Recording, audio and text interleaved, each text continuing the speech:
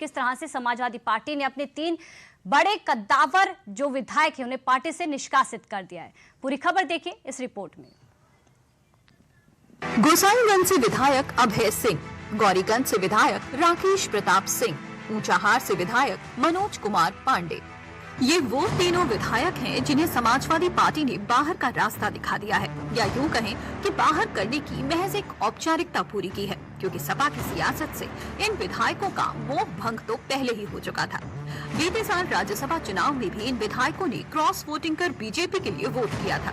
यही नहीं, ये तीनों विधायक न तो पार्टी के किसी कार्यक्रम से कोई ताल्लुक रखते थे और न ही विचारधारा से इत्तेफाक। ना तो ये पार्टी दफ्तर जाते थे, ना ही पार्टी का स्टैंड रखते थे। सपा ने इन विधायकों पर कुछ गंभीर आरोप भी लगाए हैं। समाजवादी पार्टी ने एक्स पोस्ट में लिखा, ये विधायक सांप्रदायिक और विभाजनकारी सियासत को बढ़ावा देते थे, किसान विरोधी, महिला विरोधी, युवा विरोधी नीतियों का समर्थन करते थे। ये विधायक पीडीए विरोधी विचारधारा का साथ देते थे। समाजवादी पार्टी जनहित में ये फैसला लिया गया है। क्योंकि समाजवादी पार्टी ने आज 3 विधायकों को पार्टी से बाहर कर दिया है। ये विधायक लगातार पिछड़े, दलित, अल्पसंख्यक, किसान, मजदूर के खिलाफ काम कर रहे थे। भारतीय जनता पार्टी की पीडीए विरोधी नीतियों का समर्थन कर रहे थे। इसलिए समाजवादी पार्टी की चेतावनी के बाद भी ये पीडीए विरोधी कार्यों में लिप्त रहे। इसलिए समाजवादी पार्टी ने तीनों पीडीए विरोधी विधायकों को पार्टी से बाहर का रास्ता दिखाया। कुछ अन्य विधायक जिनके आचरण में सुधार था, इसलिए समाजवादी पार्टी ने उन पर कोई कार्रवाई नहीं की है। सपा के माने तो उसने इन विधायकों को मन बदलने का समय भी नहीं दिया था, लेकिन डेडलाइन के बाद भी इन विधायकों का स्टैंड नहीं बदला। लिहाजा सपा ने इन्हें पार्टी से अलग कर दिया।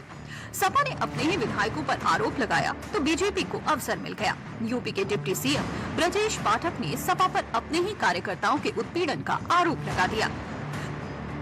भारतीय जनता पार्टी की सांस्कृतिक विचारधारा है और हम सबको साथ लेकर के चलते हैं, जबकि समाजवादी पार्टी तरह तरह के आरोप लगाकर अपने ही कार्यकर्ताओं पर जुर्म ज्यादती लगातार कर रही है। यूपी विधानसभा चुनाव की आहट अभी से महसूस होने लगी है। ऐसे में अब सियासत भी रफ्तार पकड़ने लगी है।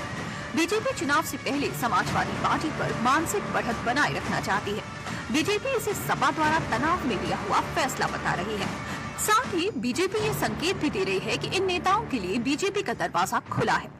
समाजवादी पार्टी पूरी तरह से हाशिए पर है और समाजवादी पार्टी का नेतृत्व तनाव में है। जमीन उनकी खिसक चुकी है। अभी भी उनके कार्यकाल की गुंडई अराजकता को लोग भूले नहीं है।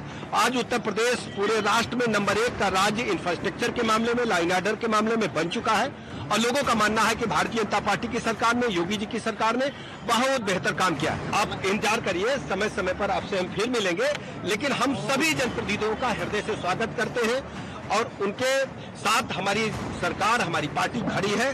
किसी भी जनप्रतिनिधि को किसी प्रकार का कोई कष्ट हो, ये हम सुनिश्चित करेंगे। हालांकि सियासी पंडित इसे सपा की रणनीति का हिस्सा बता रहे हैं। दरअसल विधानसभा चुनाव से समाजवादी पार्टी अपने सभी समीकरण दुरुस्त करना चाहती है और शायद ये नेता सपा की सियासत में फिट नहीं बैठ रहे थे। लिहाजा पार्टी ने इन्हें बाहर का रास्ता दिखा दिया। सपा से निकाले गए ये तीनों विधायक सवर्ण समाज से आते हैं। अभय सिंह और राकेश प्रताप सिंह ठाकुर तो मनोज पांडे ब्राह्मण हैं। इस फैसले से सपा के पीडीए फॉर्मूला पर कोई सियासी इफेक्ट नहीं पड़ रहा है। 2027 में सपा का पूरा फोकस दलित, ओबीसी और अल्पसंख्यक वोटों पर है। सपा जहां अपना पीडीए फॉर्मूला चमकाने में लगी है, वहीं इधर सपा से बाहर किए गए विधायक मनोज पांडे ने सपा के फैसले पर हैरानी जताई है। इसलिए नहीं कि उन्हें पार्टी से बाहर निकाला गया, बल्कि इसलिए कि उनका दावा है कि उन्होंने बहुत ही पहले बीजेपी ज्वाइन कर ली थी। आश्चर्यचकित हुई हूँ कि जो आज एक ट्वीट हमने देखा समाजवादी पार्टी का, मुझे तरस भी आ रहा है। जिन लोगों ने भी वो ट्वीट लिखवाया है, जिन लोगों ने लिखा,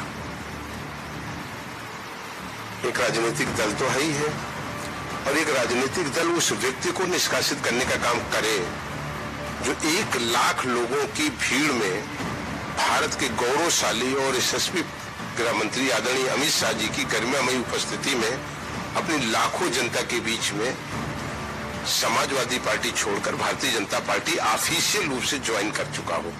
वहीं सपा से निकाले गए राकेश प्रताप सिंह ने समाजवादी पार्टी के इस फैसले का स्वागत करते हुए ये आरोप लगाते हुए पीडीए की पोल खोल कर रख दी कि सपा को अब गैर समाजवादी लोग चला रहे हैं। पहले तो जो ये निर्णय हुआ है इसका स्वागत करता हूं और निर्णय लेने वालों को बहुत धन्यवाद, उनका आभार व्यक्त करता हूं कि सही बात बोलने वाले और सही काम करने वालों को की जगह अब समाजवादी पार्टी में नहीं रही। और जिस समाजवादी पार्टी को हम लोगों ने 45 के टेम्परेचर में साइकिल चलाकर ठंडियों में काम करके यहाँ तक पहुंचाया था, उस समाजवादी पार्टी को आज जो गैर समाजवादी पार्टी लोग हैं वो चला रहे हैं। पीडीए तो कहीं है ही नहीं है, कोई पीडीए नहीं, पीडीए तो परिवार डेवलपमेंट अथॉरिटी है। जब रामचरितमानस जलाया फड़वाया गया, जब भगवान राम के अस्तित्व पर सवाल उठाया गया, तभी से बात उठ गई थी।